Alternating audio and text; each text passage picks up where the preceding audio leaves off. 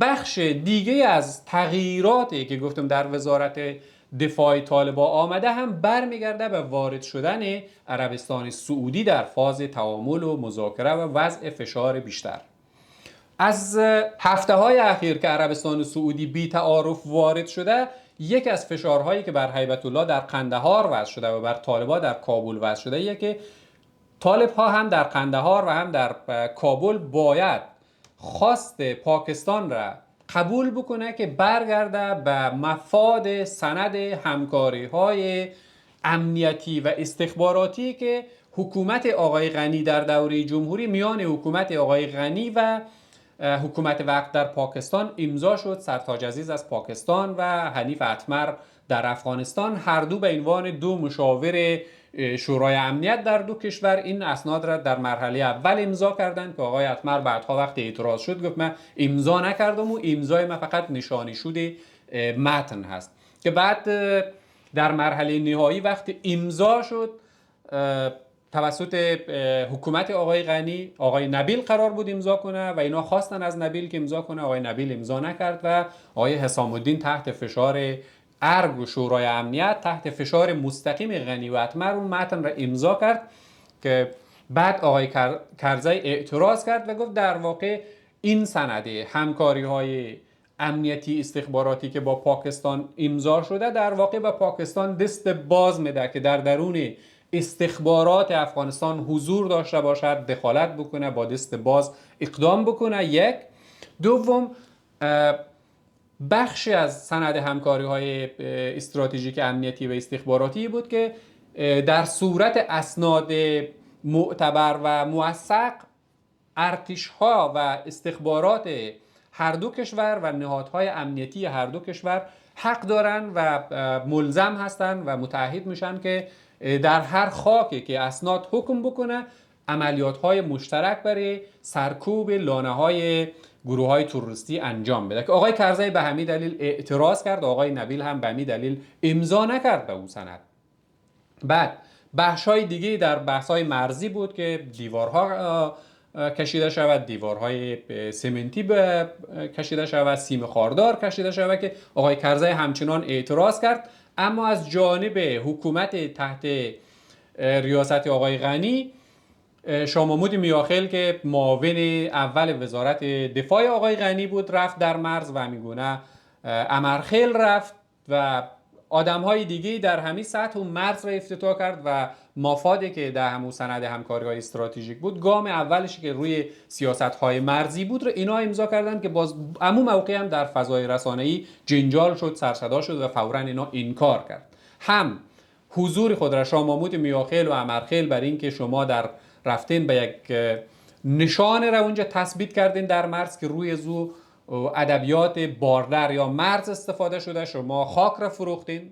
و هم در متن توافقنامه آقای اتمری طرف انکار کرد که من امضا نکردم، فقط نشانی شد بوده، ولی کرزی و آقای نبیل و کسای دیگه اعتراض کرد، در پارلمان سر صدا شد و به مفهوم خاک فروشی و خیانت به منافع ملی تعبیر شد از سوی مخالفانش. حتی جنرال رازق در اون مرحله رسما به صراحت کلام گفت که یک خاک فروشی هم سند همکاری های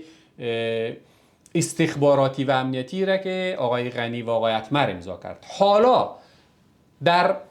بخش توافقات محرمانه‌ای که در قطر حاصل شده بود در دور اول گفتگو میان پاکستان و طالبان، اون بخش محرمانه اطلاعات جدیه که من دارم تایید میکنه که اون سند بحث شده بود در اون مذاکرات، گفته بود ما همین مفاد را بهش برمیگردیم، برای چگونگی عملی کردن از این ما نیاز به مشوره های بیشتر داریم، شما اجازه بدین که یک تیم تکنیکی این رو پیش ببره. برای همین دورهای بعدی وقتی بیشتر تیم ها استخباراتی و تکنیکی بود، به دلیلی که روی چگونگی پیشبرد از او گپ بزنه، هم در دور دوم در قطر و همین گونه در ترکیه که دو سه دور مذاکره انجام شد و در نهایت به بنبست کشید، به خاطر اینکه طالبایی که رفته بود، قندهاری ها و اون بخشی که رفته بود به طرف هندوستان، کرزی و کسانی که اون دور مخالف امضا شدن سند همکاری های امنیتی و استخباراتی بین حکومت آقای غنی و پاکستان بود، حالا هم به طالبان مشوره دادن و کسایی که کار میکردن که نباید به این خط بره و به این راستا بره. مشوره کسایی مثل کرزی، مشوره کسایی مثل اتمر و مشوره کسایی مثل خلیلزادی بود که طالب ها و پاکستان باید خودشان مستقلانه برن به یک سند که همون گونه‌ای که طالب ها میان خود و آمریکا توافقنامه دوحه به امضا رسان، طالب ها و پاکستان نباید ادامه بده و سند همکاری های امنیتی استراتژیکی را که بین جمهوری و پاکستان امضا شده بود، بلکه مشوره تکنوکرات های جامعه پشتون، کسایی مثل زلمه خلیلزاد، کسایی مثل حنیف اتمر، مثل کرزی، اینا مشورش به طالبایی بود که شما پاکستان را محکم بگیرین که بیا با ما یک توافقنامه مستقلانه امضا کن. گوره پاکستان نمیخواد که طالبا را در اون سطح بالا بیاره که با اینا وارد اینا را یک وجهه جدی بده و به اینا مشروعیت بده و بعد اینا را هم سطح خود بشماره و بعد با اینا یک سند همکاری های استراتژیک امضا کنه. از این منظر پاکستان رد کرد و فشار آورد که شما برگردین به همون متن. تا اینجای کار اینا ازش فرار کرده بود. اطلاعاتی که من دارم و ارزیابی های اخیری که وجود داره این نشان میده که عربستان سعودی وارد شده که بر طالبان فشار بیشتر بیاره که اینا برگرده به مفاد همون سند همکاری های استخباراتی و امنیتی که در اون دوره امضا شده بود. در درون طالبان کسانی مثل ملا غنی برادر، کسانی مثل بچه ملا عمر و این شاخه ها و همین گونه سراج‌الدین حقانی که تیر خود را آورده و سرصدا نمیکنه و در اصل موافق هست، اینا حاضر هستند و اینا همسو است با این و علاقمند از این است که بیاین بپیونده به سند همکاری های استخباراتی و امنیتی که در دوره جمهوری امضا شده بود. حلقاتی که مخالف هستند بین از اینا هفته های گذشته و ماه های گذشته جنجال های بسیار جدی بوده و در واقع عربستان سعودی فشارهای لازم را وارد کرده که اینا مجبور شدن عقب نشینی بکنه و در نتیجه همین فشارها بود و در نتیجه همین جنجالها بود که ملا فاضل به عنوان یک از مهره‌های بسیار کلیدی و تأثیرگذار طالب‌ها در جنگ‌ها و در هر دو جنگ، هم در دور اول طالب‌ها هم در این دور، از وزارت دفاع و از ساختارهای وزارت دفاع که معاون اول بود کنار گذاشته شد و در واقع بیرون شد از ساختار وزارت دفاع، چون مخالف این برنامه ها بود، چون ملا فاضل در خط قماندان ها و اون فرماندهان مهره درشت هست که با هندی ها کار میکنن و دیگه اینا شدن طالبای هندی. اینا مخالف بودن و این مخالفت ها در واقع فشارهای عربستان، فشارهایی که پاکستان وارد کرد و ناگزیری هایی که طالبان داشتن مجبور شد که ملا فاضل را به عنوان یک از موانع از این بحث کنار بگذاره، اصلا از ساختار وزارت دفاع بیرون بکنه و بفرسته به وزارت ترانسپورت. جنجال هایی در این راستا هست و حالا که یک مجموعه طالبان حاضر شدن که بپیونده به مفاد سند همکاری های استخباراتی و امنیتی که در دوره جمهوری سرتاج عزیز و حنیف اتمر امضا کرد و به دنبالش رؤسای استخبارات قرار بود در دو کشور امضا کنه که نبیل امضا نکرد، معاونش حسام الدین امضا کرد، به او بپیونده. این سو پیوستنی سبب شده که اختلافات سیاسی حاصل شود. من همون رقمی که روزهای گذشته گفتم که اختلافات جدید به ویژه روی چگونگی پیوستن و نپیوستن به این بخش‌های همکاری‌های استخباراتی و امنیتی صف درونی طالبان را، اختلافات طالبان را میان طالب پاکستان و طالب هندی بیش از هر زمان دیگه جدی کرده و ارزیابی می هست همون گونه‌ای که خواجه آصف وزیر دفاع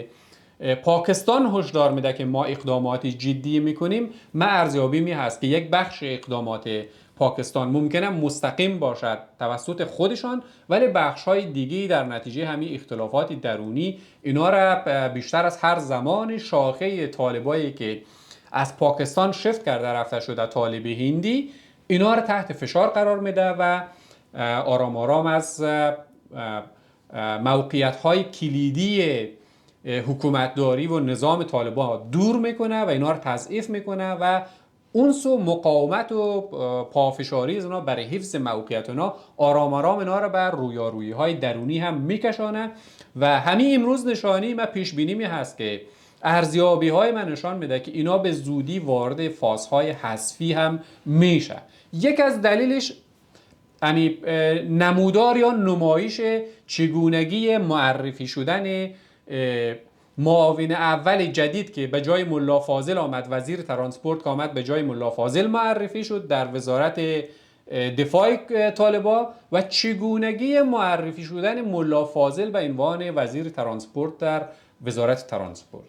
شکلیات را که در نظر بگیریم و این شکلیات را معنا کنیم، اما اخلاقیات حاکم و اگر فضا معمول باشد، وقت جانشین ملا فاضل در وزارت دفاع معرفی میشه، اما ظاهر امر ایجاب میکنه که ملا فاضل در اون صحنه حضور داشته باشه، یا به چوکیش بشانه و به این تبریک بگه خب تو بیان عهدهدار زی چوکیشو، و بعد وقت ملا فاضل به وزارت ترانسپورت معرفی میشه باز امی تیم بره اینا رو معرفی کنه، حداقل ملا غنی برادر باشد یا مولوی حنفی باشه، آدمایی در این سطح، در حالی که این در این سطح نبود. جلسه‌ای که روزهای گذشته عکس‌هایش بیرون شد که من بعداً با شما در میان میگذارم، جلسه‌های بسیار متشنج و با روحیه و سروز بسیار آشفته، عکس‌های زنا آمد بیرون، سروز سراج الدین حقانی، ملا فاضل و همه اینا که در اون تصاویر نشان میده وضعیت خوبی ندارن. اون حال و هوا نشان میده که اینا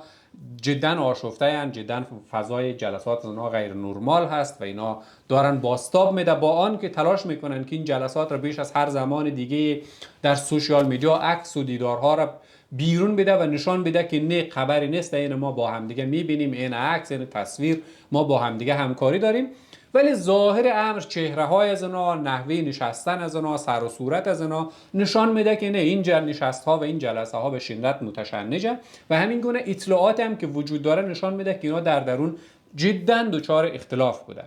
برای همین در لحظه که به جای ملا فاضل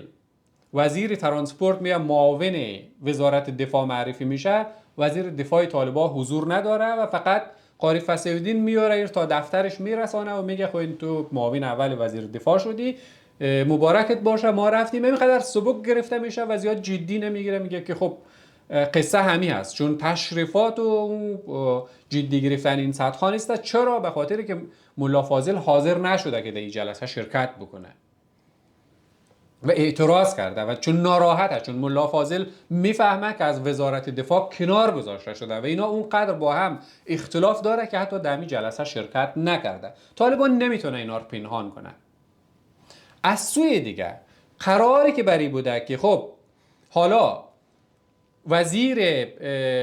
ترانسپورت که پس شده و ملا فاضل اومده قراره به عنوان وزیر ترانسپورت طالبان معرفی شود، در این صحنه باشه و همگونه‌ای که یک مقام مشترک بیاید هر دو رو معرفی بکنه و قرار بوده که مولوی حنفی بیاید هر دو رو معرفی بکنه،